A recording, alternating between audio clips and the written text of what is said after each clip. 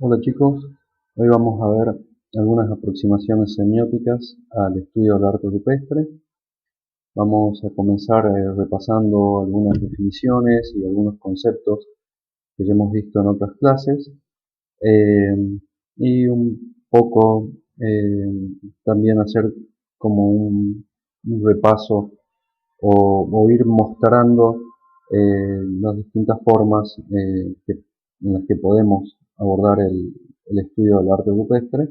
y terminando con una breve referencia al rol del arte rupestre en la importancia de, en los estudios del arte rupestre, la consideración del paisaje. Bien, comenzamos. El problema del significado de la cultura material de las sociedades pasadas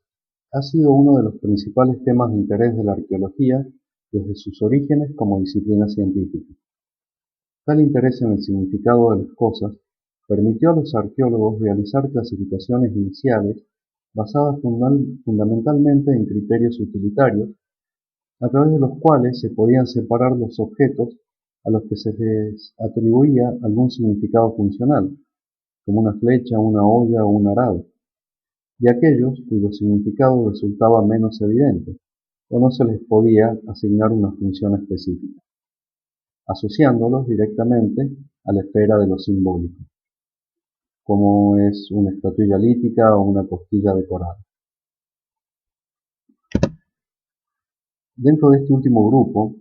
el arte rupestre fue y todavía es una de las producciones culturales que mayor atención ha recibido por parte de los investigadores, precisamente por las dificultades que supone acceder a sus significados. Aún en casos etnográficos, donde se tuvo la posibilidad de trabajar con comunidades aborígenes que continuaron produciendo arte rupestre más allá de la mitad del siglo XX, el problema del significado siguió persistiendo, principalmente porque las distintas representaciones eran pasibles de diferentes lecturas según el género, edad o posición social del miembro de la comunidad que oficiara circunstancialmente como informante. El significado del arte rupestre y el significado de los objetos arqueológicos en general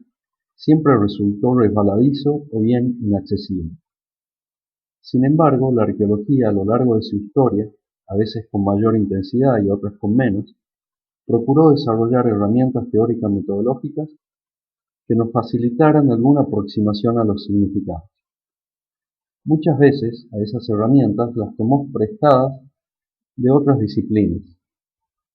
En esta clase vamos a ver los aportes de la semiótica al estudio de los significados en el arte rupestre. El arte rupestre puede ser definido de un modo general como toda representación plástica realizada sobre un soporte rocoso mediante diversas técnicas de grabado o de pintura. Como cualquier producción humana, el arte rupestre es el resultado de un proceso creativo, es un artefacto, pero con la particularidad de ser la representación gráfica de algo. En tanto proceso creativo, mediado por el pensamiento, el arte rupestre conlleva un fin comunicativo. Tales características otorgan al arte rupestre las condiciones necesarias para ser considerado como signo y, consecuentemente, materia de estudio de la semiótica. Sabemos que si bien Saussure y Peirce conciben al signo como el objeto de estudio primordial, la concepción teórica del mismo es diferente, y tal diferencia determinará los modos en que se aborde su estudio y las interpretaciones que se realicen. Para la perspectiva saussuriana, el signo es todo aquello que nos habla de algo distinto a sí mismo, y es concebido como una entidad puramente mental e independiente del mundo material, conformado por un significante y un significado. La relación entre ambos es una convención social establecida por la comunidad de usuarios. Por su parte, la semiótica peirciana define al signo como algo que está en lugar de otra cosa bajo algún aspecto o capacidad, y lo concibe como una entidad conformada por tres elementos: objeto, representamen e interpretante. En esta concepción triádica, el mundo material, el objeto, forma parte del signo y puede condicionar en mayor o menor grado su representación mental, el representante. Tal representación será asociada posteriormente a un significado, el interpretante, que puede ser un concepto, un nuevo signo o una acción. De este modo, Peirce aporta una mirada pragmática del signo, no considerada por Saussure, en la cual sostiene que la interpretación de un signo generará consecuencias prácticas, las cuales completarán el significado del mismo. Conocer estas diferencias teóricas elementales entre las dos principales tradiciones semióticas permitirá comprender mejor los diferentes enfoques semióticos aplicados al arte rupestre, los cuales básicamente se dividen en aproximaciones estructuralistas, que aplican conceptos y metodologías derivados de la lingüística estructural, mostrando particular interés en el rol de las representaciones en los procesos de comunicación social, y en aproximaciones pragmáticas, que ponen el énfasis en aspectos vinculados a la agencia del arte rupestre y las prácticas sociales asociadas generadoras de sentido.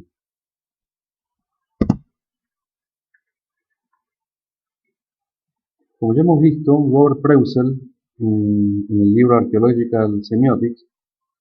destaca que la relación entre arqueología y semiótica está mayormente expresada a través del uso de algunas de sus herramientas metodológicas en investigaciones con orientaciones teóricas diversas, y no en la explicación de marcos teóricos específicamente semióticos.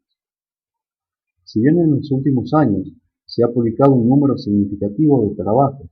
que proponen la semiótica como principal recurso teórico-metodológico para el análisis e interpretación de sus datos, Preusel reconoce que es en el estructuralismo donde encontraremos los antecedentes más antiguos de los aportes de la semiótica a la arqueología.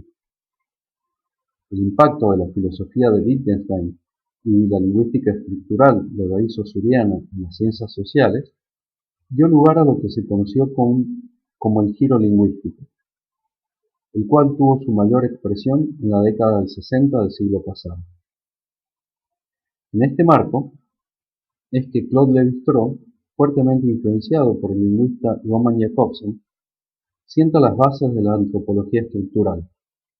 Al igual que aquella famosa frase del Principito de Saint-Exupéry, lo esencial es invisible a los ojos, la antropología estructural se interesó en las estructuras profundas de las culturas, supuestamente estructuras mentales universales, las cuales eran las responsables de la forma en que los aspectos materiales y sociales de esas culturas se nos presentaban a la vista. Esta máxima del estructuralismo tiene su origen en la estructura dual del signo, el significante, aquello que percibimos,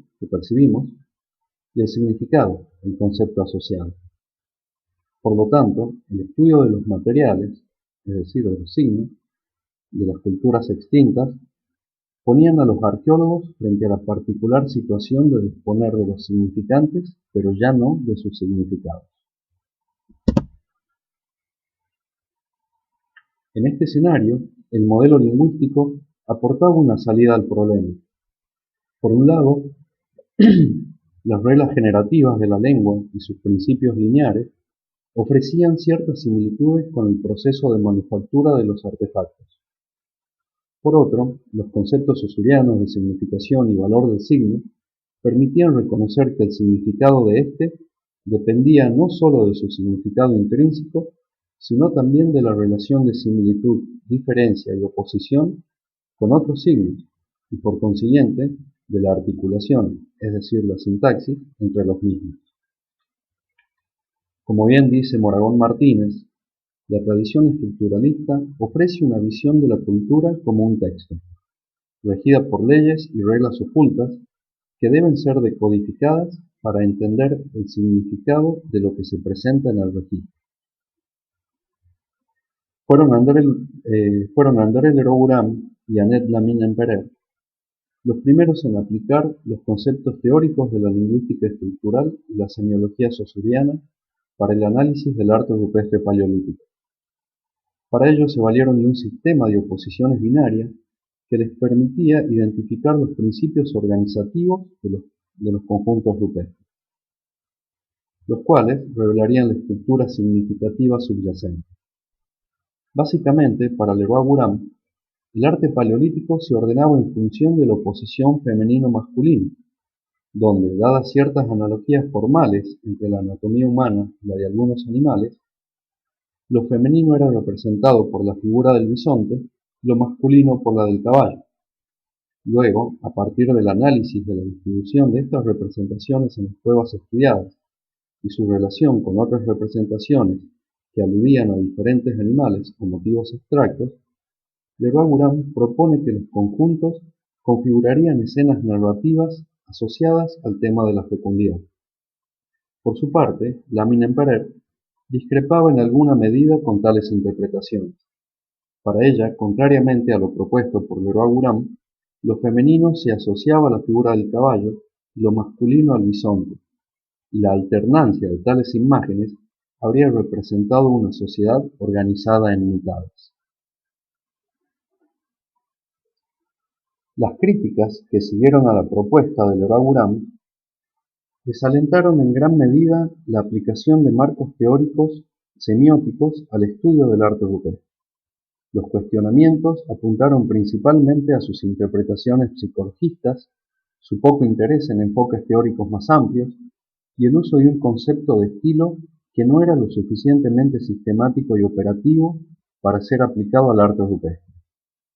Sin embargo, aunque con menor frecuencia, pero con nuevos enfoques dentro de la perspectiva saussuriana, la semiótica continuó siendo una opción teórico-metodológica para los estudios de arte rupestre. En las décadas posteriores a la de 1960, el interés en el significado del arte rupestre fue cediendo su centralidad para dar lugar a la interrogante de cómo significa el arte rupestre, profundizando los aspectos sintácticos, contextuales, los análisis perceptuales de las producciones rupestres y su impacto en la estructuración de los sistemas comunicativos de las sociedades pasadas. En esta línea estructuralista, Paul Brissac es uno de los investigadores que más ha indagado en el desarrollo de una metodología semiótica para abordar los problemas de significación en el arte rupestre paleolítico. Sus propuestas respecto de la existencia de un posible sistema de escritura temprana se sustentan en rigurosos y exhaustivos análisis estadísticos que permitían definir, no por suposiciones perceptivas, si las relaciones espaciales, técnicas y estilísticas entre las representaciones que conforman los conjuntos rupestres responden o no a reglas combinatorias particulares. Según el autor, la confianza en el método es creciente, dado que los continuos avances en el conocimiento sobre las capacidades cognitivas de los humanos paleolíticos van revirtiendo las antiguas ideas que negaban la completa competencia lingüística y simbólica de estas poblaciones. Por lo tanto, en la medida que la arqueología de este período siga revelando otros tipos de producciones gráficas reconocibles como simbólicas, estas podrán ser comparadas con los conjuntos rupestres a través de test de correlación estadística que permitan identificar la recurrencia de patrones combinatorios particulares, lo cual incrementaría las posibilidades de reconocer en alguno de estos conjuntos rupestres propiedades textuales propiamente dichas. Desde una perspectiva similar, Andrés Troncoso propuso al estilo como una semiótica específica para el arte rupestre.